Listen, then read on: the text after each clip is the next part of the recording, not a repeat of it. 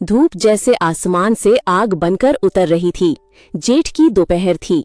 वही चिलचिलाती, आंखों को चुभती, जमीन को तपती और हवा को भी जैसे आग का झोंका बना देती। गांव की पगडंडी पर दूर तक कोई हलचल नहीं दिखती थी। बस कहीं कहीं खेतों में झुके किसान पसीने से तरबतर अपनी मेहनत में डूबे हुए। गांव के किनारे पीपल के पेड़ की आधी छांव में एक छोटी सी टपरी थी। मिट्टी की दीवारें, टीन की छत और सामने लकड़ी की 2-3 बेंच। यही थी रामू चाय वाले की दुकान। सुबह से शाम तक ये टपरी गांव की धड़कन बनी रहती थी। और आज भी इस भीषण गर्मी में वहां चाय की केतली से उठती भाप और ताजा समोसों की खुशबू हवा में घुल रही थी।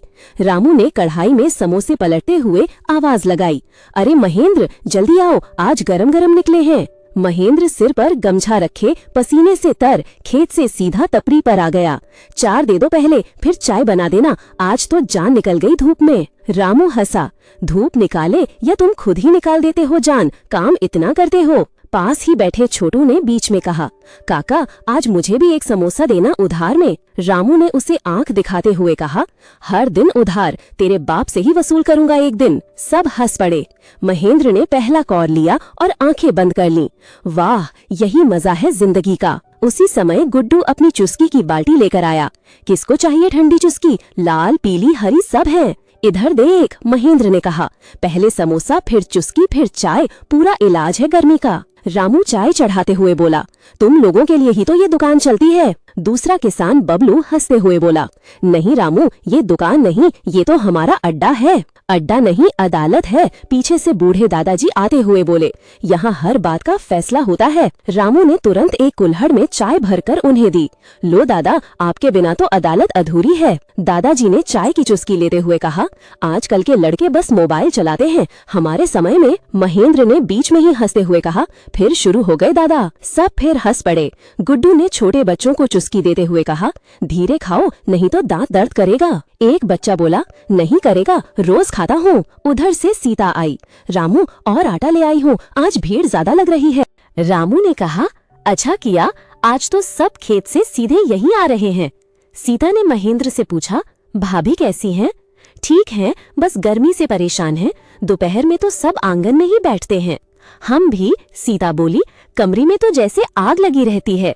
बबलू ने कहा, हम तो आज दोपहर में नीम के नीचे चारपाई डालकर सो गए थे। महेंद्र ने हंसकर कहा, सो गए थे या सोने का नाटक कर रहे थे? अरे सच में सो गए थे, बबलू ने जवाब दिया, लेकिन मक्खियों ने चैन नहीं लेने दिया। दादाजी बोले, गायों को भी आज पेड़ के नीचे बांध दिया है, वो भी परेशान है। रामू ने कहा, गर्मी सबको बराबर लगती है, इंसान हो या जानवर। उसी समय एक और किसान आया, रामू जल्दी चाय दे, सिर फट रहा है। रामू ने तुरंत चाय दी, पहले ये पी लो, फिर ठीक लगेगा। वह आदमी चाय पीते ही बोला, सच में जैसे जान आ गई। महेंद्र ने कहा, रामू की चाय में कुछ जादू है। रामू हंस पड़ा, जादू नहीं, आदत है तुम्हारी। गुड्डू ने कहा, मेरी चुस्की भी कम नहीं है। बबलू बोला, अरे तेरी चुस्की तो बच्चों के लिए है, हम तो चाय वाले लोग हैं। नहीं, महेंद्र बोला, आज से हम सब चुस्की भी पिएंगे। गुड्डू खुश हो गया, तो फिर सबको एक एक दे देता हूँ। दोपहर धीरे धीरे ढलने लगी, लेकिन बातें रुकने का नाम नहीं ले रही थी। सीता ने कहा, रामू थोड़ा आराम भी कर लो। रामू बोला, आराम तो रात में करेंगे, अभी तो काम का समय है। दादाजी बोले, काम करते रहो, यही जिंदगी है। महेंद्र ने हंसकर कहा, और बीच बीच में चाय पीते रहो, यही असली मजा है। शाम होने लगी, हवा थोड़ी ठंडी हुई। बबलू बोला, चलो अब घर चलते हैं, नहीं तो घरवाली डांटेगी। महेंद्र ने कहा, हाँ, वरना कहेगी दिन भर बस चाय पीते रहते हो। रामू ने आवाज लगाई, कल फिर आना सब। आएंगे ही, महेंद्र ने कहा, जब तक ये तपरी है हम आते रहेंगे। सब धीरे धीरे चले गए। रात में महेंद्र अपने आंगन में चारपाई डालते हुए बोला, आज बहुत गर्मी थी। उसकी पत्नी ने कहा, इसीलिए तो बाहर सो रहे हैं। बच्चा बोला, पापा कल फिर समोसा खाएंगे? महेंद्र हंसा, हाँ, अगर तुम अच्छे से पढ़ाई करोगे तो। पक्का? बच्चे ने पूछा। पक्का, महेंद्र ने कहा। उधर रामू भी अपने आंगन में लेट गया। सीता ने पूछा, आज अच्छी कमाई हुई? रामू बोला, हाँ, लेकिन उससे ज्यादा मजा आया सबको हंसते देख।